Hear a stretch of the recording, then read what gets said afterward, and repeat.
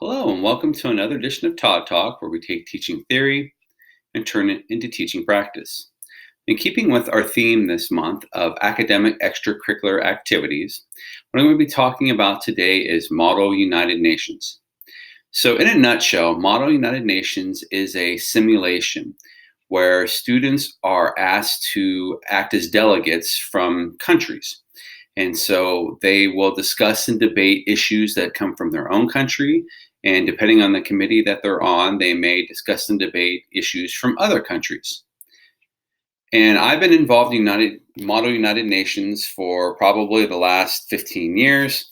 And I've taken every grade from fifth grade all the way up to seniors in high school and find it to be a very valuable program for various reasons. So I'm going to show you a short video on what Model United Nations kind of looks like. So what is MUN anyway?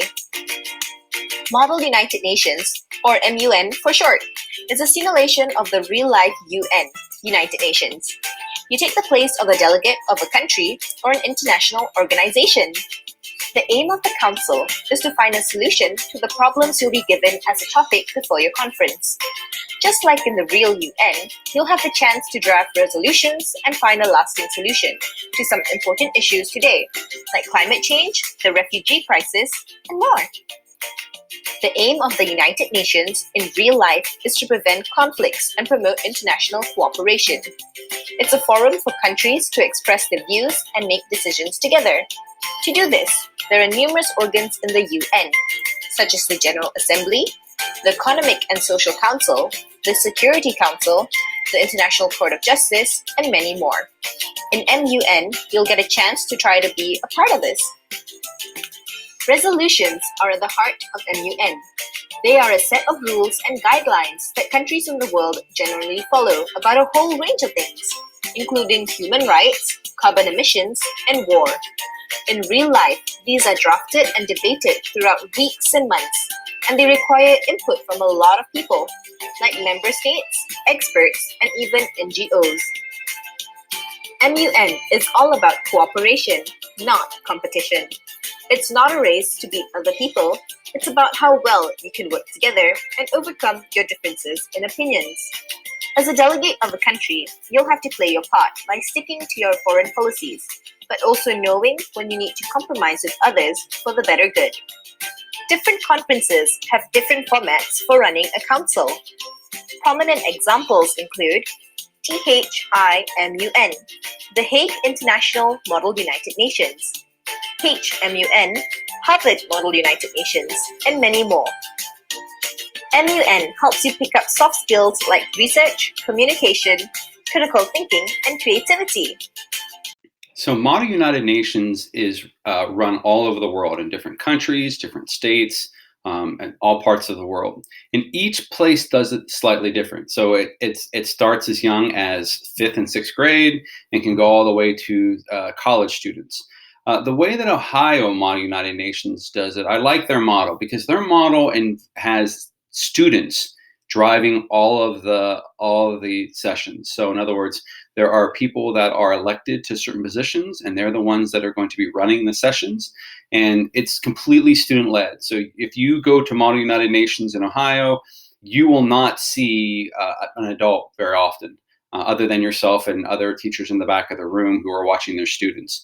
It is all being led by students. And in all the years I've done this, I expect the wheels to fall off and for chaos to ensue. But what's always interesting is that things run very smoothly and kids do a really good job of leading the sessions. So the way it's set up in Ohio is typically you represent a nation. And in representing that nation, you do some research and you find a problem that's going on in that nation that would be under the jurisdiction of the United Nations. So it has to be something that's not just affecting your nation, but it's affecting others as well. Then you would write a one-page resolution where you would talk about why this is a problem in your country and why this is a problem that the United Nations should care about. And then you offer a solution to this problem. So For example, let's say that one of the common ones that you get all the time is the hunger, which happens in a lot of different countries. And so you would lay out statistically what hunger looks like in your country, what problems it's causing, how hunger affects the world, and then you would come up with a solution to try to solve that problem. As you can see, it's a problem that has been plaguing the world for a long time. So you have to be creative with your solutions, and sometimes you can't just say, well, we'll just feed everyone. So you need to come up with, creative ways in order to do that. So you could research things that people have already done. But the thing I really like about Model United Nations is that students are having to find really difficult solutions to really difficult problems. And there's not just one solution, or there's not a solution any solution that's going to solve that problem. But you have to come up with a way to do that. So the video talked about some soft skills involved with Model United Nations. There are some other ones to include as well. So the first one is public speaking. I think public speaking is something that every kid should have. And when you do Model United Nations, you are definitely going to publicly speak. Typically, the way it works is you give a speech in favor of your resolution. Other people then debate it.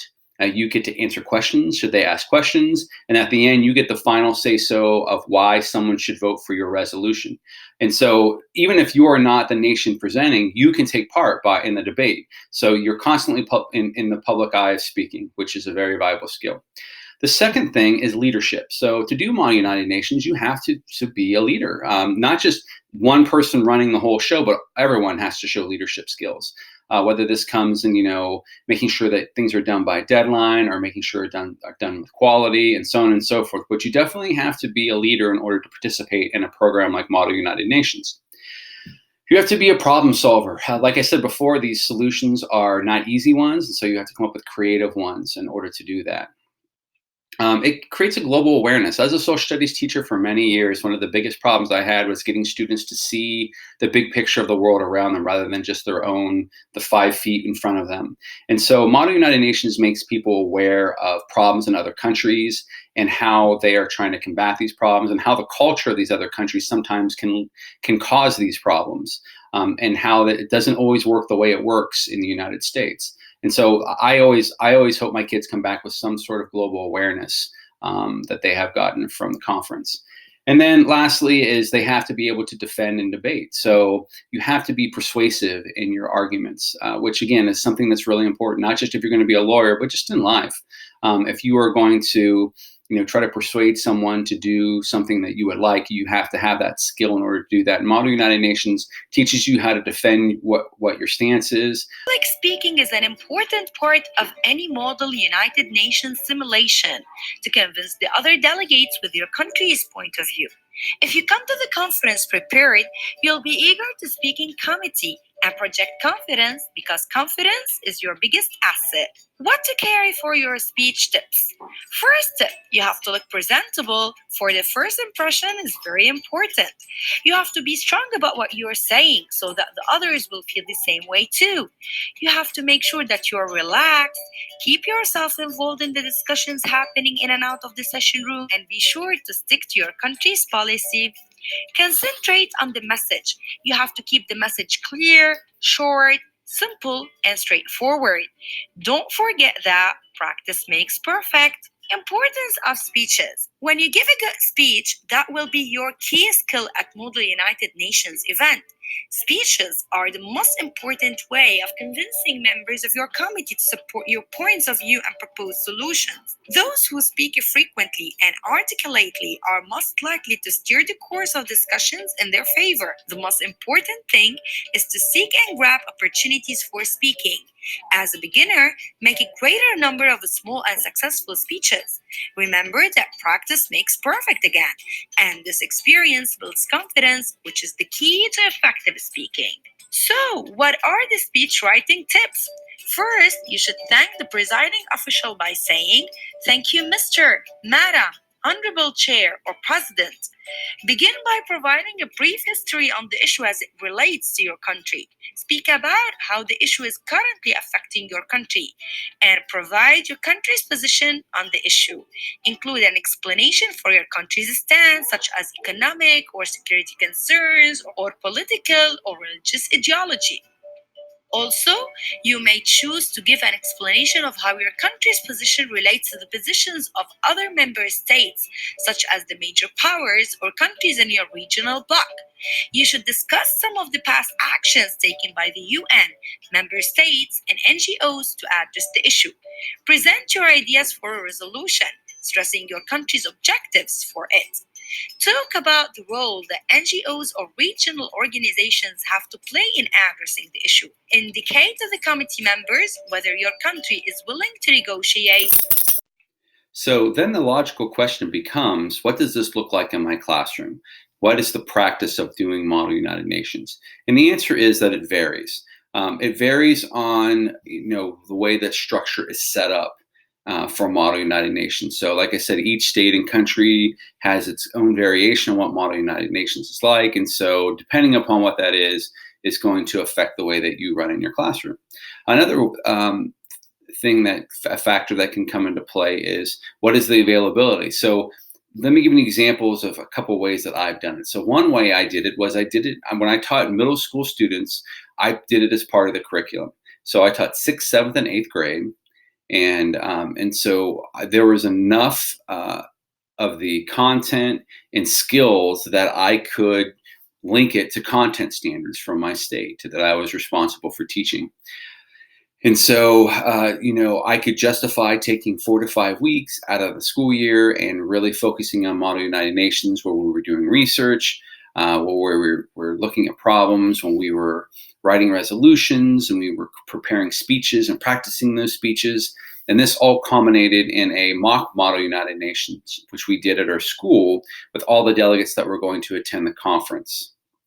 And so that's one way you can do it. You can embed it in your classroom and make it part of the curriculum. The second way that I've done Model United Nations, and I've done this with older students, is I ran it as a club. And I just did this because I couldn't find a teacher that was willing to teach it as part of their class, but I still wanted to offer to students. So I offered it as a club. And so students would then come meet with me once a week. And we would take a look at the research that they've discovered.